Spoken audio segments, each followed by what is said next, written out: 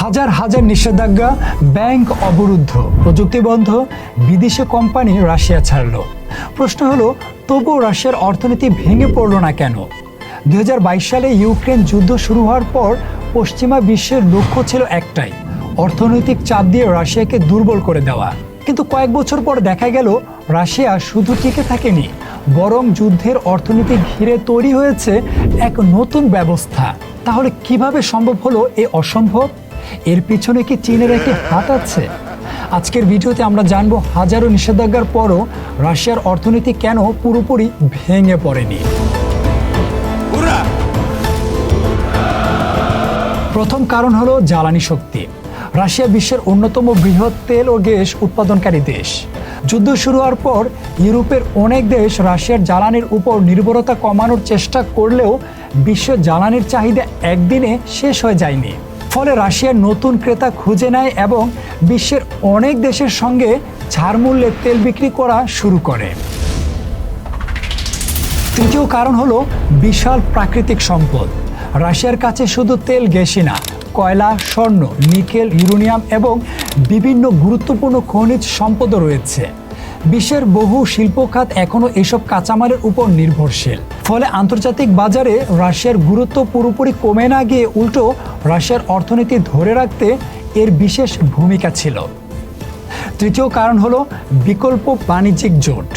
পশ্চিমা দেশগুলোর সঙ্গে সম্পর্ক খারাপ হওয়ার পর রাশিয়া এশিয়া, আফ্রিকা এবং মধ্যপ্রাচ্যের অনেক দেশের সঙ্গে বাণিজ্য বাড়ায়। বিশ্বের সব দেশ যে নিষেধাজ্ঞায় অংশ নিয়েছে এমন নয়, ফলে রাশিয়ার নতুন বাজার ও নতুন অংশীদারও খুঁজে পায়।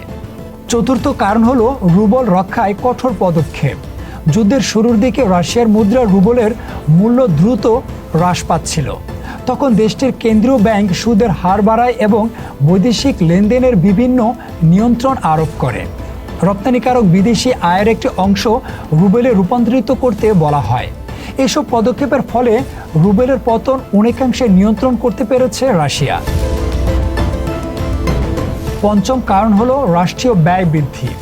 যুদ্ধ চলাকালে রাশিয়ার প্রতিরক্ষা শিল্পে বিপুল অর্থ ব্যয় করে।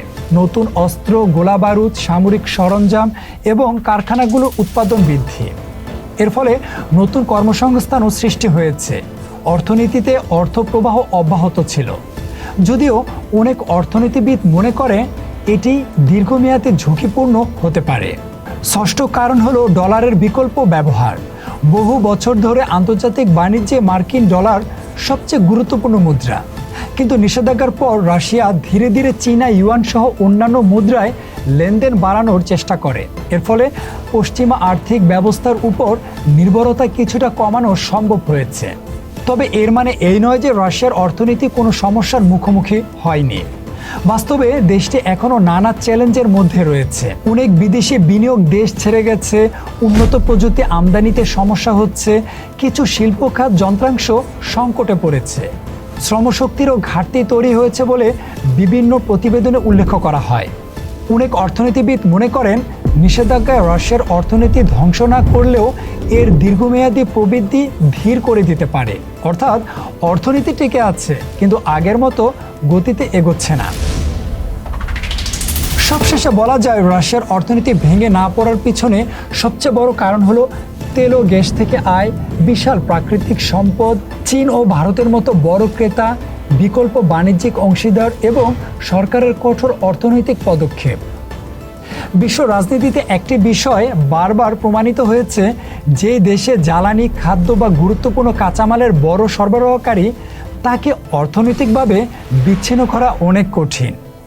আর রাশিয়ার ক্ষেত্রেও সেটাই দেখা গেছে। এতক্ষণ আমি ছিলাম মাহাদি হাসান, নিউজ ফ্ল্যাশ 71।